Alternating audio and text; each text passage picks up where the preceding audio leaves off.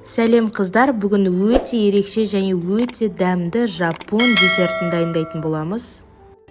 Мотиді дайындау үшін ең алдымен начинкамызды дайындап аламыз. Начинка үшін кез келген жеміс-жидектің пюресін пайдалансаңыз болады. Пюремізді қайнатып аламыз. Қайнағаннан кейін осылай қанттың үстіне пектинді қосып, араластырып, видеода көрсеткендей бөліп пюремізге салатын боламыз. Қантты қосқаннан кейін 1-2 минуттай силиконовый лопатканың көмегімен араластыратын боламыз. Дайын болған начинкамызды одноразовый мешокқа құйып аламыз да, кішкене 5-10 минуттай суытып аламыз. Одан кейін бізге силиконды осындай кішкентай 2,5 сантиметрлік домалақтар қажет болады. Солардың үстіне начинкамызды салып, морозильникке 1-2 саатқа қатырып қоямыз. Одан кейін мотидің кремін дайындаймыз. Бөлме температурасында творожный сырға еріген ақ шоколадымызды қосамыз. Кейін миксермен 1 келкі масса шыққанша араластырамыз. Одан кейін біздің салқын сливкиді бөлек ыдыста 1-2 минуттай үлпілдек масса шыққанша миксерлейміз. Дайын болған сливкимізді творожный массаға қосамыз да 1 минуттай миксердің көмегімен араластыратын боламыз. Массамыз 1 келкі гладкий болып шығу қажет.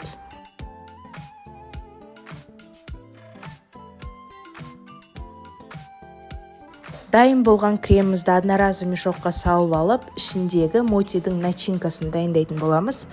Енді начинка үшін бізге 5 сантиметрлік полусфералар қажет болады. Оның жартысын ғана креммен толтырамыз да, ішіне осының алдында дайындаған құлпынай начинкамызды салатын боламыз. Оның үстін кішкене ғана креммен жауып, мотидің формасындағы начинкамызды дайындайтын боламыз.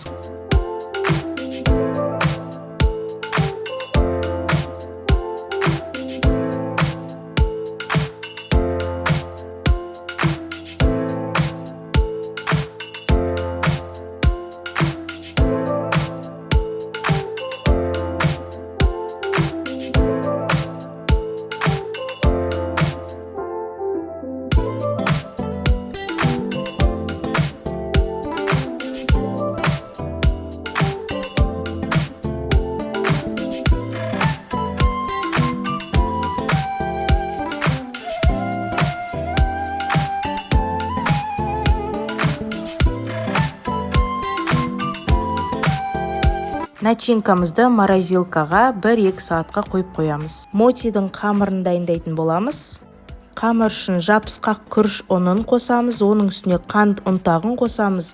Одан кейін кукурузды крахмалды қосып, оның үстіне салқын суымызды құйып, сұйық 1 келкі түйіршіксіз масса шыққанша араластырамыз.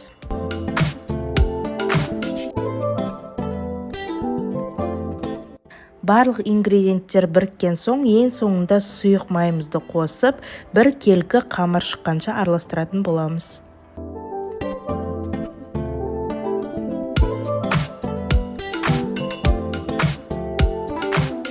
Қамырымыз толығымен біріккеннен кейін, ең соңында сіз қалаған пищевой красителімізді қоссаңыз болады. Мен мына жерде сары түсті қосқан болатынмын. Енді мотидің қамырын қызып тұрған сковородкаға құйып, сол сковородкада силиконды лопаткамен қамырымыз біріккенше тоқтамай араластырып тұрамыз. Қамырымыз бірге бастағаннан кейін бір жерге осылай аунатып, шарик болғанша бір жерге жинайтын боламыз.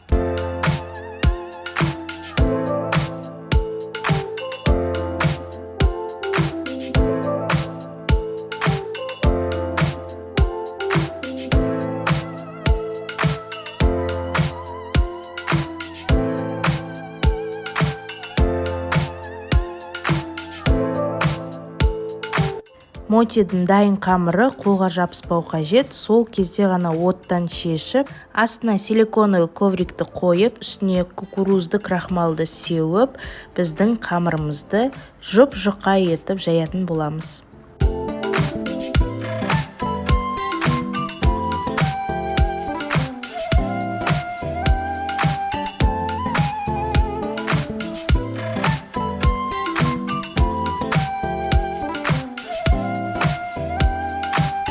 Қамырды жайғаннан кейін 10 сантиметрлік формочкамен бөлсеңіздер де болады, немесе 9 сантиметрлік формочкамен бөлсеңіздер болады. 10 сантиметрлік формамен бөлсеңіздер сіздерде 7 моти шығады. 9 сантиметрлікпен бөлсеңіздер сіздерде 9, 10, 11 штук моти шығатын болады.